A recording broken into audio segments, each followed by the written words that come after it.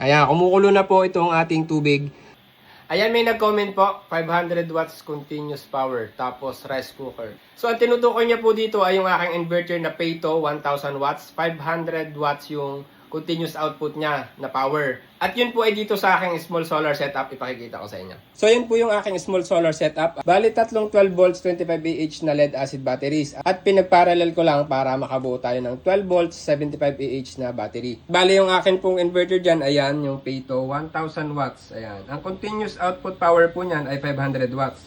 So, nagtataka po si sir kung paano po magagamit yung rice cooker dito. 500 watts lamang po yung continuous output power nung inverter na yon. So, bali ito po yung aking rice cooker na ginagamit yan. 1 liter lang po ang kasya dito. Palagay ko ay 4 na tao ay kasya ito. So, ito po yung rice cooker na sinasabi ko. Yan po yung model.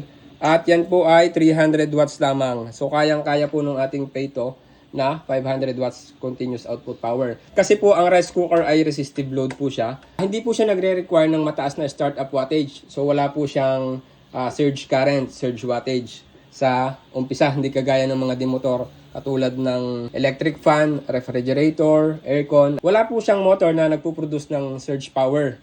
So ayan po, 300 watts po yung aking rice cooker. Dito po kami nagluluto ng anin. So sa mga gusto pong bumili nitong rice cooker na ito, ay ilalagay ko po dyan sa comment section yung link kung saan nyo po ito mabibili. So napakatipid na po nito dahil 300 watts lamang siya, hindi katulad ng mga rice cooker na malalaki na umaabot ng 1000 watts. So ngayon po ay susubukan nating paglutuan ito kahit tubig lang muna. Kasi hindi ko pa kailangan magsaing ngayong oras na to. Ano bang oras na? 3:00 ng hapon. So lalamig yung kanin natin. So ngayon po ay susubukan natin magpainit ng tubig dito sa ating rice cooker na 300 watts. Gamit yung ating Payto na 1000 watts pero 500 watts yung continuous output power niya. Buhayin muna natin yung ating inverter. Ayan. Isaksak po natin. Ayan. Ito po ay for demo lamang. Lagyan natin ng tubig. Lahat na natin. Ayan. Tapos, i-cook na natin. Ayan. So, ngayon po, itingnan naman natin yung power ng inverter. So, ayan. Bali po, ayan yung ating power. Meron po tayong watt meter dito. Ayan. 242 watts. Pero hindi lang po yan yung kinukuha sa battery ngayon. Mamaya ay bibigyan ko kayo ng computation. Pero ang advice po kung kayo gagamit ng mga rice cooker sa inyong setup, lalo na dito sa mga small setups, ay at least 100 yung inyong batteries. Lalo na po at ito ay lead acid battery. So ang recommended po kasi talaga sa lead acid ay 50% lang yung DOD niya. So bali ngayon po ay kitang-kita nyo na kaya nitong ating Payto 1000 watts. Ay power up itong ating rice cooker na 300 watts. Ayan, nakakook po yan. Ayan. So bali yan po, nagbumoist na yung ating rice cooker. Ayan o, meron na dito sa takip. Ayan, medyo mainit na rin. So, tuloy lang ang ating paglalaga ng tubig. So, as you can see po, gumagana pa rin yung ating inverter at hindi pa rin masyadong mainit. So, ito nga po palang lead acid ay meron tong discharge current limit.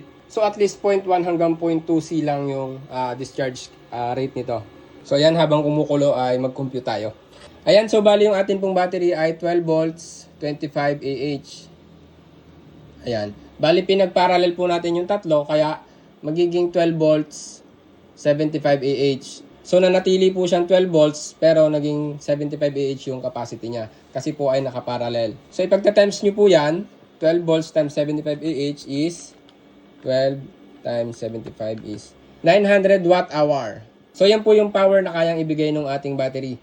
So, ang ginamit po natin ay itong ating rice cooker na 300 watts. 300. At yung inverter po, may loss pa rin po yan. Pagpalagay na natin 20 watts. 20. Tapos, yung ating watt meter, pagpalagay na natin 15 or 10 plus 10. Tapos, pwede pa po natin idagdag dito yung loss dun sa inverter pa.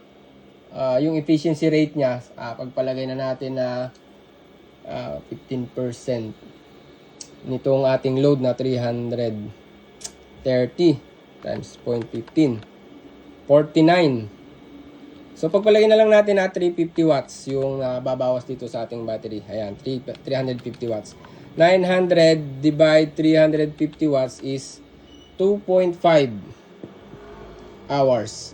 So, yan po yung pwedeng itagal ng ating battery dito sa ating 300 watts na rice cooker. Ayan, kumukulo na, nakikita ko. Ayan, kumukulo na po itong ating tubig. At masasabi po natin na talaga na paglulutuan itong ating rice cooker gamit itong ating inverter na Payto 1,000 watts. 500 watts po yung continuous output power niyan. Ayan, nakikita nyo kumukulo yung tubig. So ayan po, kay sir na nagtataka kung bakit pwede daw paglutuan ng rice cooker gamit itong Peto. So yun po, mababa lang po yung ginagamit dyan na rice cooker. 300 watts lamang po. So sa mga gusto po ng rice cooker na ganito, ay ilalagay ko po dyan sa comment section yung link kung saan nyo po ito mabibili. At sa mga gusto naman pong magkaroon ng ganitong setup, meron po akong YouTube tutorial ng paggawa po nitong DIY tutorial ng setup na ito. At 200 watts po yung panel niyan. At ito po ay hanggang 4 na batteries po yung balak ko dito. Para kahit papaano nga naman ay magkaroon ng 50% na DOD. So yan po ay ginagamit ko lamang naman pang washing machine. Automatic po, 360 watts. At sa araw po yon. At sa gabi naman po ay pang magdamag ko dito sa aking electric fan dito sa loob ng kwarto. Ito kasi yung pang bahay ko. So bali 6 na 100 AH po itong aking batteries. At pang magdamag, 24 hours na po ito sa aking bahay. In case po na wala akong power dyan, ay pwede akong kumuha dito sa aking small setup. So ayun po, lahat po ng materyales na ginamit ko dito ay ilalagay ko din dyan sa comment section yung link kung saan nyo po mabibili. At dun po sa YouTube tutorial na video ng paggawa nito, ilalagay ko din po sa comment section doon yung mga materyales na ginamit ko lahat dito. So para hindi na kayo babalik dito sa aking Facebook. Para hanapin po lahat ng mga materyales na ginamit ko doon. So nandun din po sa video yung makikita nyo naman doon kahit dun sa description ng YouTube video ko ay nandun din yung lahat ng materyales, lahat ng listahan na ginamit ko dito. So ayun po.